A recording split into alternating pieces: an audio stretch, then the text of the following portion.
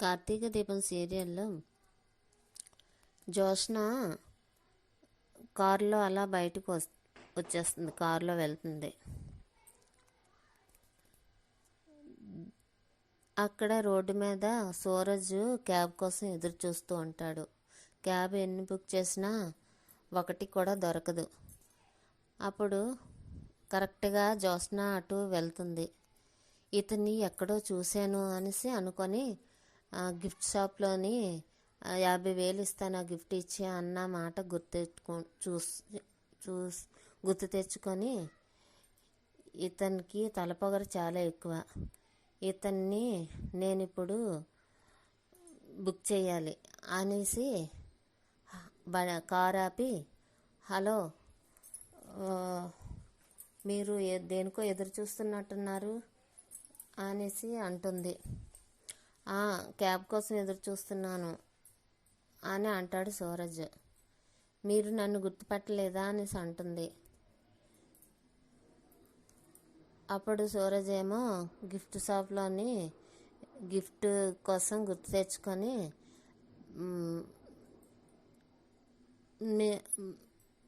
గుర్తుంది అనేసి అంటాడు. అయితే నన్ను చూసి నవ్వచ్చు కదా అనేసి అంటుంది. మీరేమైనా నా ఫ్రెండ్, నాకు తెలిసిన మనిషి కాదు కదా, నేనెందుకు నవ్వాలి అని అంటాడు సూరజ్.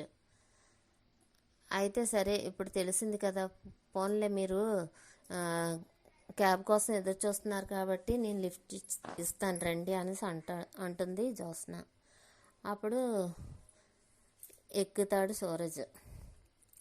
అలా ఎక్కడికి వెళ్ళాలని అడుగుతుంది. మణికొండకి వెళ్ళాలి అనేసి అంటుంది. మణికొండకి వెళ్ళాలి అని అంటాడు సూరజ్. సరే రండి, నేను అక్కడే డ్రాప్ చేస్తాను అనేసి ఎక్కించుకొని వెళ్తుంటారు. ఇక్కడ ఇలా ఉండగా అక్కడ శ్రీధర్ కాంచనాతో మాట్లాడుతూ ఉంటాడు. నో ప్రాబ్లం కాంచన, ఈరోజు నా డౌట్స్ అన్నీ క్లియర్ చేసుకొని వెళ్తాను. అప్పుడు కానీ నాకు నిజమైన రెస్ట్ దొరకదు అని అంటాడు శ్రీధర్. ఈలోగా కార్తీక్ వచ్చి హాయ్ మాస్టారు అనేసి అంటాడు. మీరేంటి ఇక్కడ ఉన్నారు, ఇంటికి వెళ్ళి హాయిగా రెస్ట్ తీసుకోవచ్చు కదా అని కార్తీక్ అంటాడు. నేను అదే చెప్పానురా, కానీ మీ నాన్న ఒక్కడే రెస్ట్ తీసుకుంటే సరిపోదంట. అందరూ రెస్ట్ తీసుకుంటేనే కానీ రెస్ట్ అవ్వదంట. అవసరం లేనివి మోస్తున్నావు కాబట్టి నీకు మెంటల్ ప్రెజర్. అవసరం ఉన్నవన్నీ మోస్తున్నాను కాబట్టి నాకు మెంటల్ ప్రెజర్. కడుపుతో ఉన్నది కాబట్టి దీపకి మెంటల్ ప్రెజర్. ఇంకా కార్తీక్ గాడికి అయితే అంతా ప్రెజరే. మన జీవితాలు ప్రెషర్ కుక్కర్లో బంగాళదుంపల లాగా ఉడికిపోయే కంటే జీవితాలు ప్రశాంతంగా ఉండడం మంచిదని నేను అనుకుంటున్నాను అని శ్రీధర్ అంటాడు. అప్పుడు కాంచన అంటుంది, అరే నేను ఒకటి నీకు చెప్పాలని అనుకుంటున్నాను అంటుంది. ఏంటమ్మా అంటాడు కార్తీక్. నెల రోజుల్లో జోష్న పెళ్లి అనుకుంటుంది. ఆ నెల రోజుల్లో నీకు అగ్రిమెంట్ విడుదల చేస్తానన్నది. ఆ తర్వాత నువ్వు విడుదలే కదా అనేసి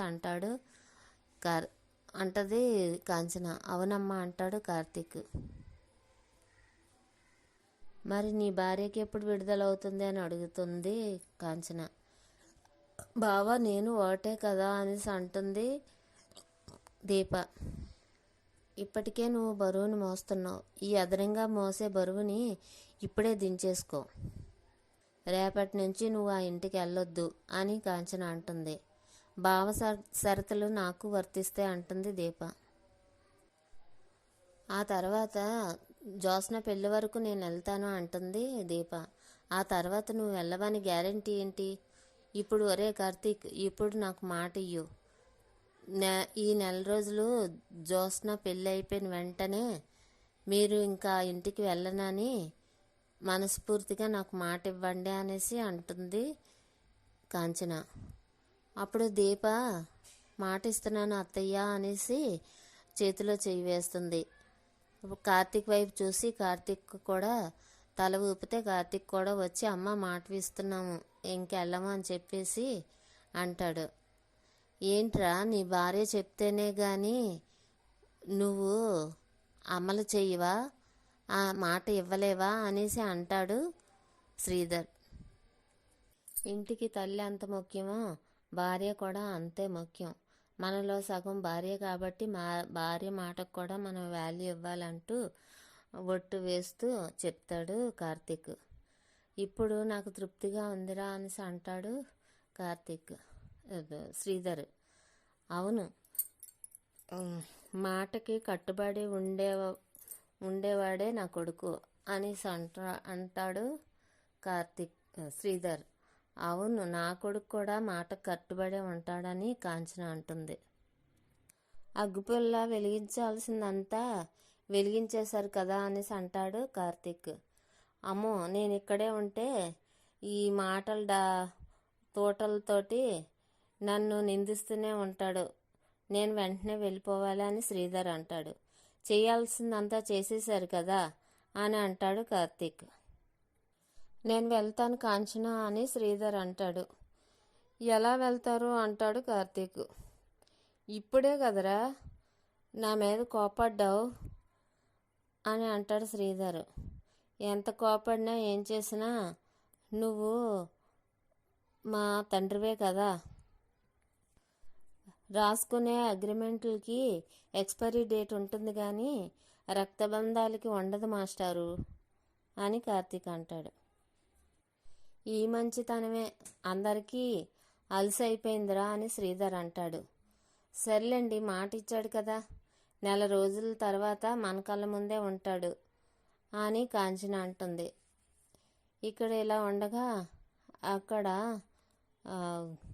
జోష్న సూరజ్ కారులో వెళ్తుంటారు. సూరజ్ ఏమో థ్యాంక్స్ అండి అంటాడు. ఎందుకు అని అంటుంది జోష్న.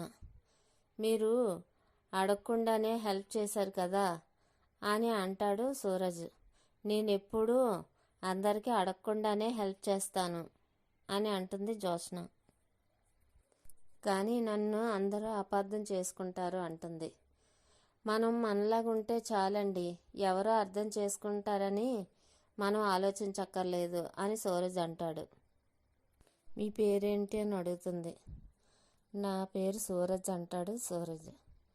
నా పేరేంటో తెలుసా అంటుంది జోష్న. నా పేరు జోష్న అంటుంది. జోష్న అంటే అర్థం ఏంటో తెలుసా అని అంటుంది జోష్న. వెన్నెల అనే అర్థం అంటాడు సూరజ్.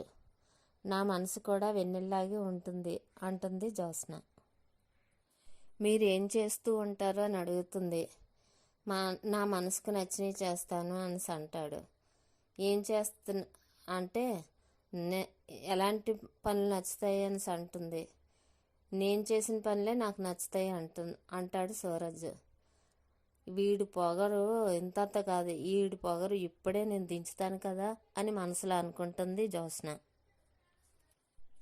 ఈ రూట్లో మనకొండ ఎలా వెళ్తారు అని అంటాడు సూరజ్. ఏంటి, మీరు మణికొండ వెళ్తారా అని ఆశ్చర్యంగా అడుగుతుంది జోష్న. నేను ముందే చెప్పాను కదా అని సూరజ్ అంటాడు. సారీ అండి, నేను ఎల్బీ నగర్ అని అంటే సరే డ్రాప్ చేస్తాను అని అన్నాను అని అంటుంది జోష్న. సరే నో ప్రాబ్లం, నన్ను కొంచెం బస్ స్టాప్ దగ్గర డ్రాప్ చేయగలరా అని అడుగుతాడు సూరజ్. సారీ అండి, నేను బ్యాక్ వెళ్ళిపోవాలి అనేసి అంటుంది జోష్న. సరే అండి అని అంటాడు సూరజ్. నడుచుకుంటూ వెళ్ళిపోండి సూరజ్ గారు అనేసి అంటుంది జోష్న. సరే అనేసి దిగిపోతాడు. ఇప్పుడు నువ్వు లెఫ్ట్ రైట్ కొట్టుకుంటూ నడుచుకుంటూ వెళ్ళురా అనేసి మనసులో అనుకుంటుంది జోష్న. కారు దిగుతూ కొందరు మనుషులకి మాటల కంటే చేతలే గొప్ప గుణపాఠం నేర్పిస్తే అనుకుంటూ వెళ్ళిపోతాడు సూరజ్. ఆ రోజు నాతోటే గిఫ్ట్ కోసం ఆర్గ్యుమెంట్ చేసావు కదా, ఇప్పుడు లైఫ్లో నా జోలికి రావు అంటూ కారు ఎక్కుతూ కారు తాళాలు చూస్తే కారుకి తాళాలు ఉండవు. ఫోన్ కోసం ఎతికితే ఫోన్ కూడా ఉండదు. వాడిగాని తీసాడా?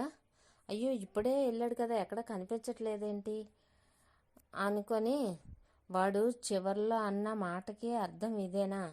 మాటల కంటే చేతలే గొప్పవి అని చెప్పాడు కదా, ఇదే అందుకేనా అన్నాడు అనేసి అనుకుంటుంది జ్యోత్స్న. వాడిని ఫూల్ చేయాలనుకున్నాను, నేనే ఫూల్ అయిపోయాను. వాడికి సాకు ఇవ్వాలనుకుంటే దిమ్మ తిరిగిపోయే సాకు నాకు ఇచ్చాడు. ఇప్పుడు నేను అందరినీ లిఫ్ట్ అడుక్కుంటూ వెళ్ళాలనే అనుకుంటూ నడుస్తూ ఉంటుంది. ఇక్కడ ఎలాగుండగా అక్కడ దీపతో కార్తీక్, ఎందుకు దీప అలా మాట ఇచ్చావు అని అడుగుతాడు. నువ్వు మా అమ్మ కోసం ఇదంతా చేసావు, అలాగే మీ అమ్మ కోసం నేను మాట ఇవ్వలేనా? అత్త చెప్పినా చెప్పకపోయినా ఈ 4 రోజుల్లోనే జ్యోత్స్న పెళ్లి జరుగుతుంది. కానీ ఆ పెళ్లి ఎవరితో జరుగుతుందో అన్నదే అర్థం కావడం లేదు. మళ్ళీ మొదలు పెట్టవా అని కార్తీక్ అంటాడు. లేదు బావా, అందరితోటూ బావనే పెళ్లి చేసుకుంటా అని ఎందుకు అంటుందో తెలుసా అని అంటుంది. ఎందుకంటుంది అంటాడు. అదే నీ చేత అగ్రిమెంట్ ఎలాగైతే రాయించుకున్నదో అలాగే నీ చేత తాళి కూడా కట్టించుకుంటుంది అనే నమ్మకంతో జ్యోత్స్న ఇదంతా చేస్తుంది.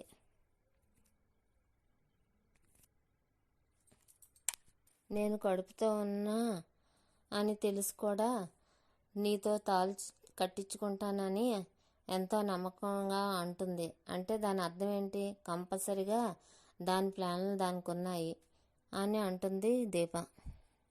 అయినా నేను చిన్నపిల్లల్ని కాదు వెళ్ళి తాళి కట్టడానికి, తాటాకు చప్పుళ్ళకి నువ్వైనా భయపడ్డం ఏంటి అని అంటాడు కార్తీక్.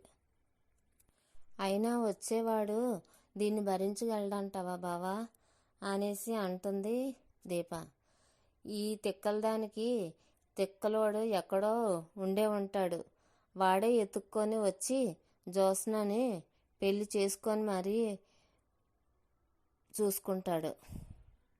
అంత ఘనకార్యం చేసే మనగాడు ఎక్కడున్నాడో అనేసి దీప అంటూ ఉంటుంది.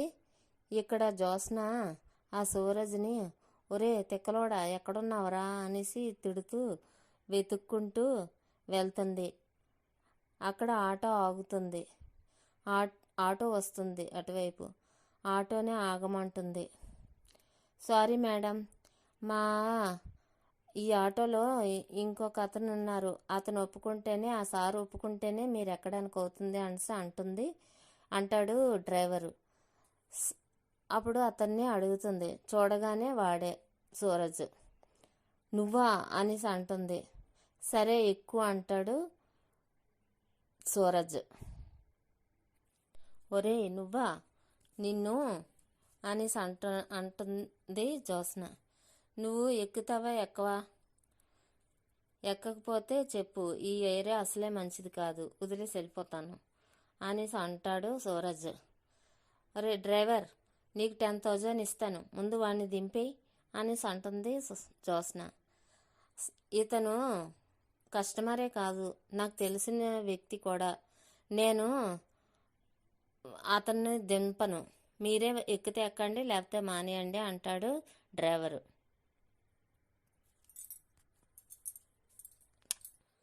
అప్పుడు జ్యోత్స్న ఆటో ఎక్కుతుంది. ఇక్కడ ఇలా ఉండగా అక్కడ సుమిత్ర దీనికి ఎన్నిసార్లు చెప్పినా మాట విందు, ఎక్కడికి వెళ్ళిపోయిందో ఏంటో, నా కూతుర్ని ఎవరు కిడ్నాప్ చేశారో అని ఏడుస్తూ ఉంటుంది. అలాగే ప్రతి ఒక్కరూ బాధపడుతూ జ్యోత్స్న ఎక్కడికి వెళ్ళిపోయిందో, కిడ్నాప్ అయిపోయిందేమో అని బాధపడుతూ ఉంటారు.